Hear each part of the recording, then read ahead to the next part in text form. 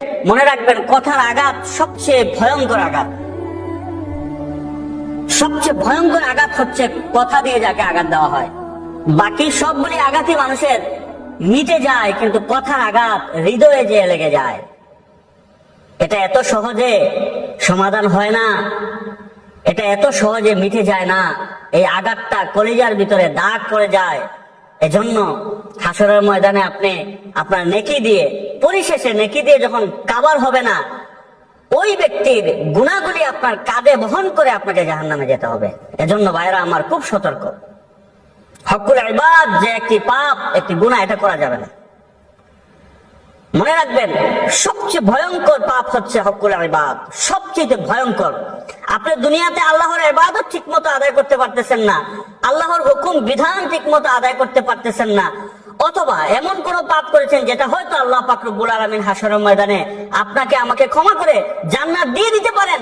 আপনি জান্নাতে চলে যাবেন, জান্নাতের গেইটে গিয়ে আপনি আটকা পড়ে যাবেন। অন্যের হক নষ্ট করেছেন, অন্যকে কষ্ট দিয়েছেন, কথার দ্বারা আঘাত করেছেন, সম্পদ হরণ করেছেন, প্রতারণা করেছেন, কষ্ট দিয়েছেন, তাকে ধোঁকা দিয়েছেন, এই সমস্ত পাপগুলি হকুল ইবাদের অন্তর্গত। এই সমস্ত পাপগুলি হকুল ইবাদের অন্তর্ভুক্ত। এখান থেকে আপনি রেহাই পাবেন না। আপনার আমলের সব নেকিগুলা তাকে দিতে হবে, পরিশেষে তার গুনাহগুলি আপনার কাঁধে ঝুলিয়ে আপনাকে জাহান্নামে যেতে হবে। এজন্য এটা ভয়ঙ্কর পাপ, ভয়ঙ্কর পাপ। এখান থেকে আমাদেরকে হেফাজত থাকতে হবে। ভাই আমার, আখিরাতের লেনদেন টাকা পয়সা দিয়ে হবে না। আপনি আমি যেভাবে চিন্তা করতেছি ঠিক সেভাবে নয়। আখিরাতের লেনদেন ডলার, পাউন্ড, রিয়াল, দিনার, দিরহাম, টাকা, এগুলো দিয়ে হবে না। আখিরাতের লেনদেন হবে নেকি এবং আমল দিয়ে, নেকি বদি দিয়ে, গুনাহ এবং নেকি দিয়ে, আমল দিয়ে হবে লেনদেন। আপনি দুনিয়াতে কাউকে কষ্ট দিয়েছেন, আঘাত করেছেন, কারো হক নষ্ট করেছেন, কারো মনে আঘাত দিয়েছেন, কাউকে থাপ্পড় মেরেছেন, কথার দ্বারা কাউকে আঘাত দিয়েছেন, এই সবগুলির লেনদেন আখিরাতে হবে আমল দিয়ে। এগুলির সব লেনদেন হবে আমল দিয়ে। ভাই আমার, আপনি বিরাট নেকি নিয়ে, আপনি বিশাল আমলের পাহাড় নিয়ে উপস্থিত হয়েছেন হাসরের ময়দানে, নেকির পাহাড় দিয়ে উপস্থিত হয়েছেন হাসরের ময়দানে।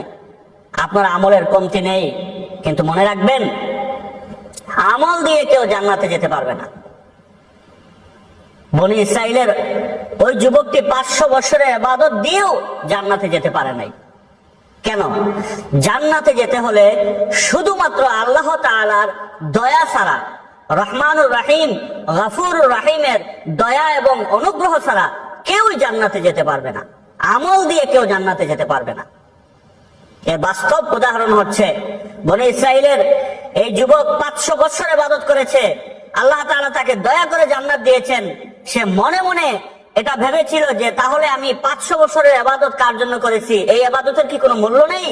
আল্লাহ পাক রব্বুল আলামিন তখন বললেন, ঠিক আছে, তুমি হিসাব দিয়ে জান্নাতে যাও। সেই কিয়ামতের ময়দানে একটা দিন হবে 50,000 বছরের সমান। সেই গরম আর তাপ আর জাহান্নামের তাপে তার প্রচুর তৃষ্ণা পেল। সে তার 500 বছরের ইবাদত দিয়ে তার তৃষ্ণা নিবারণ করলো, এক গ্লাস পানি খেলো।